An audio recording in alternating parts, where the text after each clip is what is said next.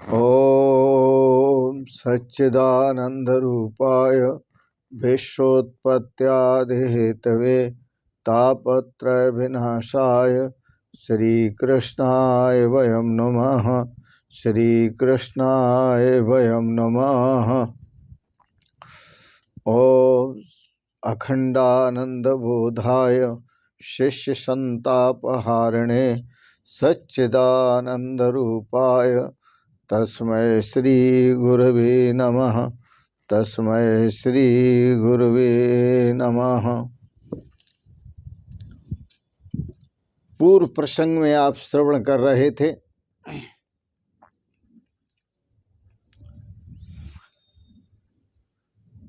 सतयुग में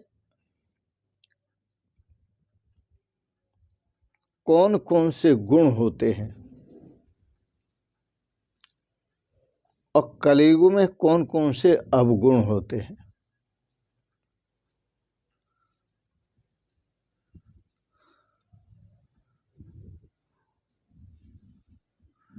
जिसके राज्य में असत्य, मद, काल, बैर और रजोगुण यह 5 जहां न हों, वहां आज भी सतयुग ही है। सत्ता आदमी को स्वार्थी और अंधा बना देती है, यह भी वाक्य सही है। पहले राजा निकले थे दिग्विजय के लिए, आज निकले, पहले निकले थे भ्रमण के लिए, आज निकले वह शिकार करने के लिए। रजोगुणी स्वभाव जो होता है, उस रजोगुणी स्वभाव में असत्य वास करता है, मद वास करता है, काल वास करता है, बैर वास करता है। बैर दुश्मनी, घृणा, ईर्षा, रजोगुण वास करता है। ये जहां पर हो वहां कलयुग है, और ये जहां पर न हो वहां आज भी सतयुग है। जिसके घर में नित्य प्रभु की सेवा होती है, प्रभु का चिंतन होता है, प्रभु की कथा होती है, सद्ग्रंथों का पाठ होता है, रामचरितमानस का पाठ होता है, श्रीमद् भागवत का पाठ होता है, भगवद गीता का पाठ होता है, वेदों का पाठ होता है। जिस घर में आचार विचार, जो आचार हैं शास्त्र विहित, जो विचार हैं शास्त्र विहित, उनका पालन होता है, उनके घर में आज भी कलयुग का प्रवेश नहीं है। आज भी उनके घर में सतयुग है। मैंने ऐसे भक्तों के बहुत से घर देखे हैं जीवन में।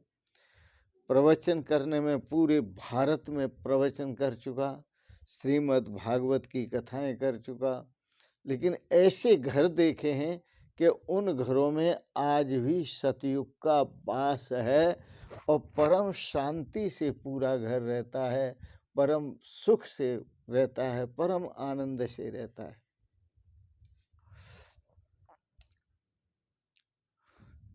राजा परीक्षित ने बैल के 3 पैर लगा दिए, बैल 4 पैरों से युक्त हुआ। ये धर्म के 4 पैर हैं। क्या क्या बताया था?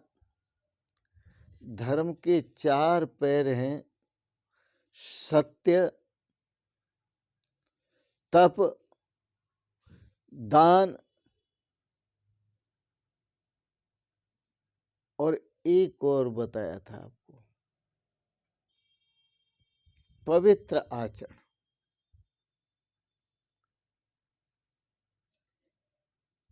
तो ये 4 पैर हैं। चारों पैर लगा दिए, 3 पैर लगा दिए, अब चारों पैर हो गए उसके, वो चारों पैरों से खड़ा हो गया। लौट के घर आए, घर में देखा मेरे दादाजी ने क्या क्या रखा है। दादाजी महाराजा युधिष्ठिर, दादाजी भीम भैया, दादाजी नकुल सहदेव, दादाजी अर्जुन, क्या क्या रखा है घर में। जब घर देखा तो एक बॉक्स में राजा परीक्षित को रखा हुआ सोने का मुकुट मिला। वह सोने का मुकुट कहाँ से आया? वह जरासंध के पुत्र का था। उसके पुत्र का नाम था सहदेव। उस पर यह मुकुट भीम ने देखा, बड़ा सुंदर लगा, और उस भीम ने उस मुकुट को ग्रहण कर लिया। जब उसने मांगा नहीं तो उससे ले लिया, जबरदस्ती ले लिया, और भीम ने भी यह मुकुट लगाया लेकिन हटा दिया। मुकुट लौटाने को सहदेव ने इच्छा की, फिर भी भीम ने जबरदस्ती मुकुट ले लिया और लेकर के आ गया। सो यह धन अनीति से कमाया गया, सो यह धन अनीति से कमाया गया। सहदेव की इच्छा न थी, फिर भी भीम जबरदस्ती से मुकुट को ले आया। सो अनीति से कमाया गया धन वह मनुष्य की बुद्धि भ्रष्ट करता है। उसी मुकुट को जब राजा परीक्षित ने अपने सिर पर रखा, क्योंकि यह मुकुट अनीति से कमाया गया है, अनीति से लिया गया, तो अनीति का धन कमाने वाले को और उसकी बारिश को, अनीति का धन, अनीति से जो धन कमाता है और उसकी जो बारिश है, संतान है, दोनों को अनीति का धन दुख देता है। अनीति से कमाया हुआ धन दोनों को दुख देता है। वह लगा करके मुकुट और राजा परीक्षित शिकार करने निकले।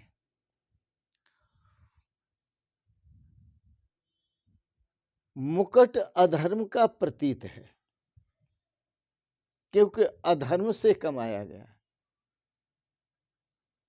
और जब उन्होंने, राजा परीक्षित ने अपने सिर पर रख लिया तो उनके सिर में मानो अधर्म बैठ गया। जब मनुष्य के सिर में अधर्म बैठ जाता है तो वो कुछ भी करा सकता है।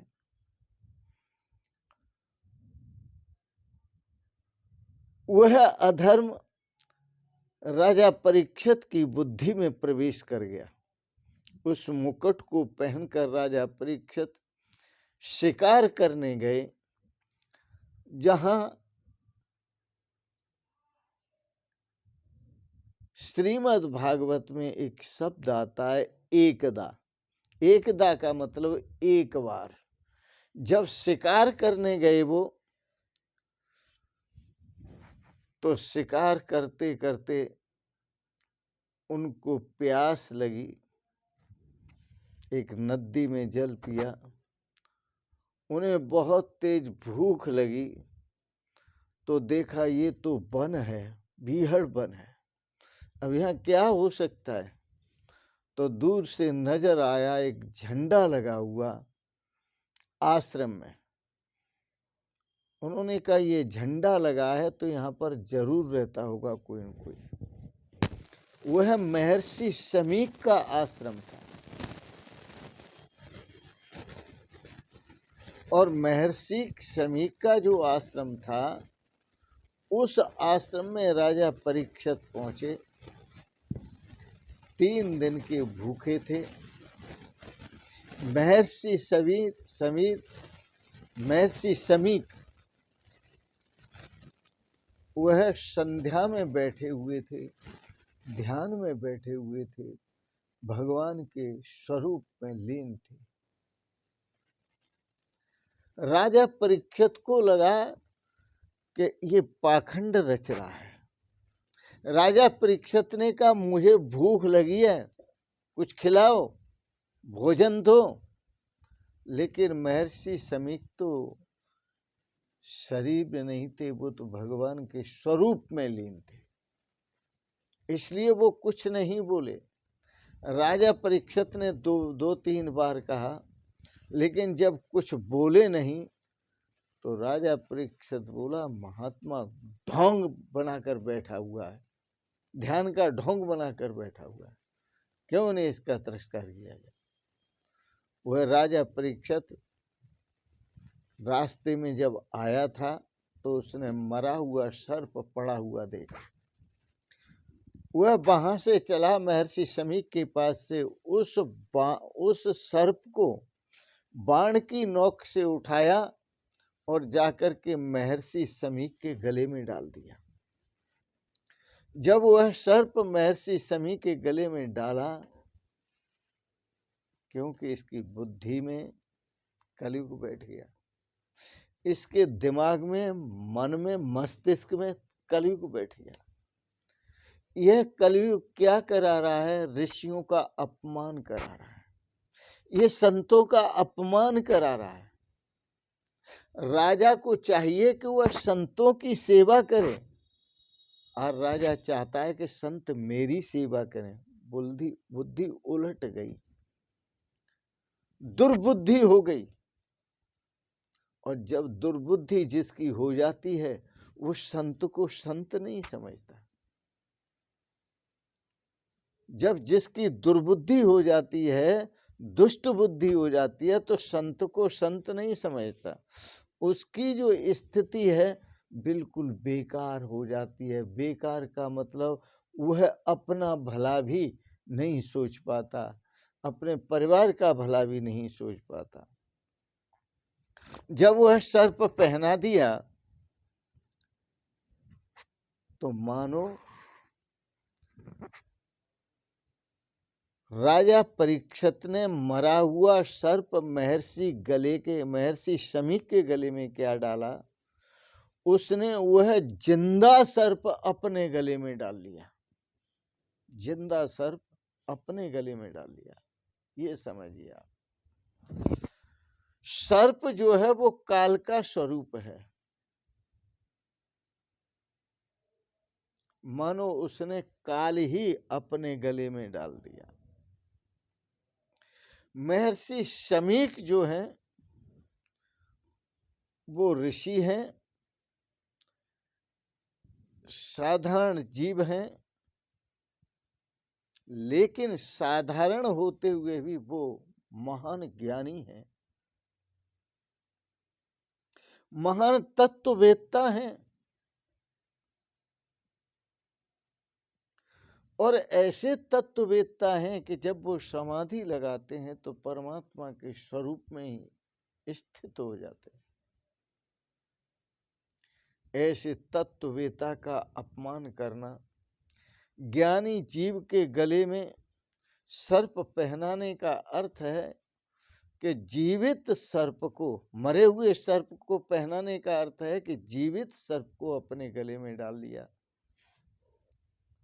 अब आगे क्या होगा ये तो आप जानते भी हैं और हम आपको क्रम से सुनाएंगे भी। आज के प्रसंगत यही वाणी को विराम देते हैं। आपने बड़े प्रेम और श्रद्धा से महर्षि समीक राजा परीक्षित का प्रसंग श्रवण किया। महर्षि समीक संत हैं, प्रभु का ध्यान करते हैं, वन में रहते हैं, निरंतर आनंद का अनुभव करते हैं, सुख का अनुभव करते हैं, शांति का अनुभव करते हैं।